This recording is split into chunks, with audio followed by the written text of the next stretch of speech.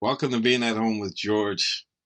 I'm so excited to be here, and I want to talk about this idea, and I'm really excited about this idea of embracing whatever comes up, saying yes to it, seeing it as an opportunity, and generating the hope so that we can actually transform or make the changes we need to make. So I've been reflecting on it, and I noticed that there's a lot of positive things going on that we're not seeing, and this is society in general. We seem to be focused on what's wrong or what's not happening.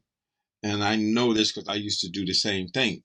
But here's the idea is we're focused on the mistakes. We're focused on what's wrong instead of focusing on progress, focusing on what's right, what we can build on. And so an example of this is I used to be like that myself until I found the middle way, until I started a process that allowed me to get out of that. But I had to see it first.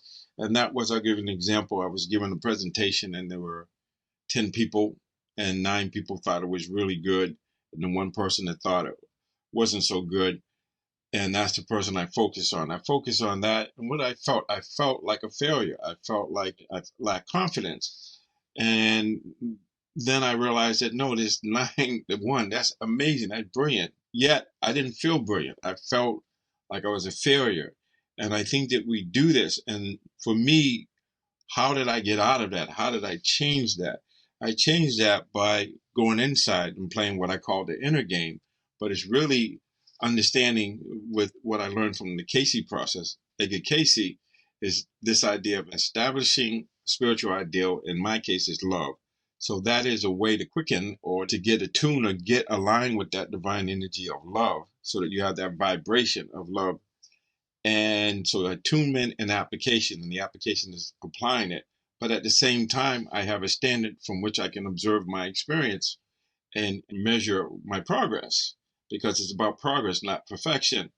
So what I've been able to do is, and this is what we can do, is being able to understand that my idea was to get in alignment with love, let love flow through me to feel what that felt like. And so that could be stimulated by thought, images, sounds, reading scripture or reading positive material or reflecting on how people overcame adversity, especially myself.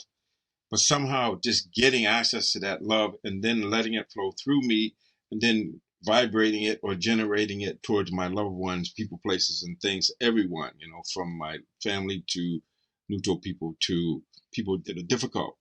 So I was able to do that. And then the idea is once I do that in my meditation every morning and my reading and reflecting, then when I go about my day, my intention is to be loving, at least to be kind or tolerant, so that I can measure my performance or measure how I'm being based on could I have been more loving? Was I loving? Was I compassionate? Was I caring?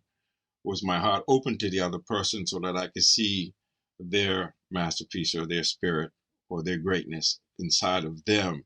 And so I would do that. And of course, it's a trial and error thing.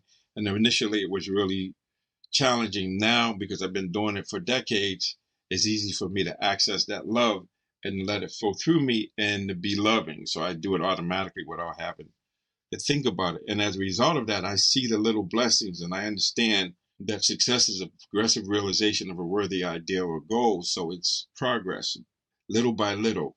And so when I have that attitude, I can see big problems and say, okay, this is a challenge. It's going to be great because the love of learning, the love of understanding that when I'm in the love mode, when I'm in growth mode, I see it as opportunities to learn. I see these roadblocks as stepping stones. And so we all can do that. We just have to figure out what is our spiritual ideal and how do we align or tune with that divinity, whether it's love or kindness or whatever.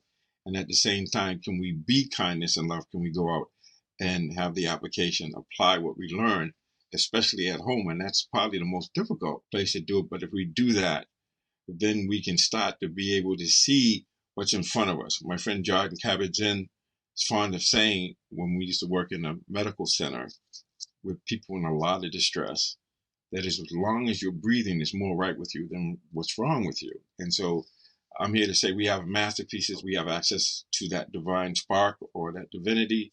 And all we have to do is figure out how are we going to be, how are we going to access that love to open the heart whether it's love, compassion, joy, or just wisdom. We have this way of how do we see these little nuggets, these little blessings, things to be grateful for.